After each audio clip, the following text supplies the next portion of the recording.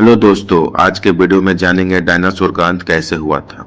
आज से करीब 6.5 करोड़ साल पहले धरती पर मौसम सामान्य था। समुद्र की ठंडी हवा और बड़े बड़े पेड़ थे। चारों तरफ डायनासोर के चिल्लाने और चीखने की आवाजें थी। जब डायनासोर की सारी प्रजाति धरती पर बड़े आनंद से अपना जीवन गुजार रहे थे, तब 10 करोड़ साल पहले ही इनकी किस्मत लिखी जा चुकी थी। 10 करोड़ साल पहले एक छोटा सा एस्ट्रोनॉइट का टुकड़ा जो सुंदर अंतरिक्ष से आ रहा था और वह पृथ्वी से लगभग 20 करोड़ मील दूर मंगल और बृहस्पति ग्रह के बीच बने युद्ध ग्रह में घूम रहे एक बड़े एस्ट्रोनॉइट से टकराता है। इस टकराव से उस बड़े एस्ट्रोनॉइट की दिशा बदल जाती है और वह क्षुद्र ग्रह से निकलकर सीधे पृथ्वी की ओर 22,000 मील प्रति घंटे के स्पीड से बढ़ने लगता है। जब यह एस्ट्रोनॉइट पृथ्वी से 3,84,000 किलोमीटर दूरी पे था, तब धरती से शायद डायनासोर का अंत ना होता। यह एस्ट्रोनॉइट पृथ्वी के उपग्रह चांद से टकराता, लेकिन नियत को कुछ और ही मंजूर था, इसलिए यह बड़ा एस्ट्रोनॉइट चांद के बहुत ही नजदीक से गुजर गया।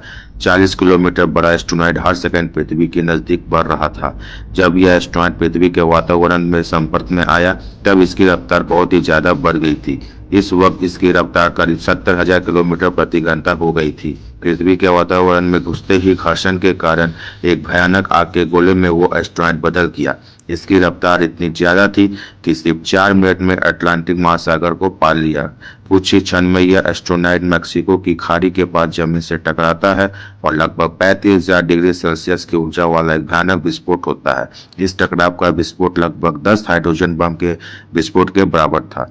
यह विस्फोट इतना शक्तिशाली था कि इसके टकराते ही धरती के लाखों टन धातु अंतरिक्ष में चली गई। टकराव वाली जगह पर करीब 180 किलोमीटर चौड़ा और 20 किलोमीटर गहरा गड्ढा बन गया। 16 मिनट 40 सेकंड बाद इस टकराव की वजह से धरती के अंदर चारों ओर बहुत ही बड़े भूकंप आने लगे।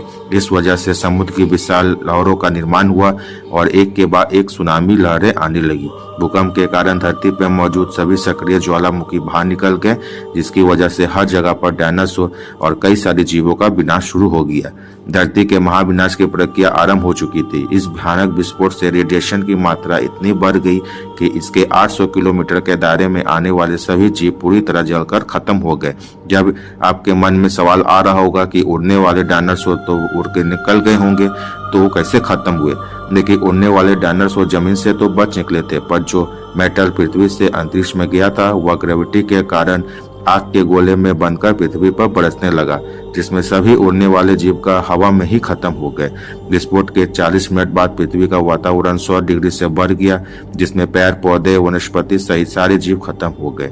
विस्फोट के 90 मिनट बाद तापमान 200 डिग्री के ऊपर चल गया, जिसकी वजह से जो डायनासोर या अन्य जीव विस्फोट के इलाके से हजारों मील दूर थे, वह भी इस गर्मी से बच नहीं पाए।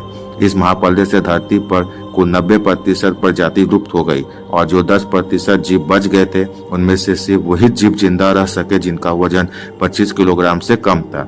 इसका कारण यह था कि इस महाप्रलय की वजह से धरती पर सभी मात्रा में वनस्पति और जीव नष्ट हो चुके थे, जिसकी वजह से ये बड़े जानवर अपने पेट नहीं भर सकते थे और डायनासोर का काल खत्म हो गया। यह महाप्रलय नए छोटे जीवों के लिए बहुत ही लाभदायक था। इस प्रलय में मैमल जैसे प्रजाति बच निकली, लेकिन मैमल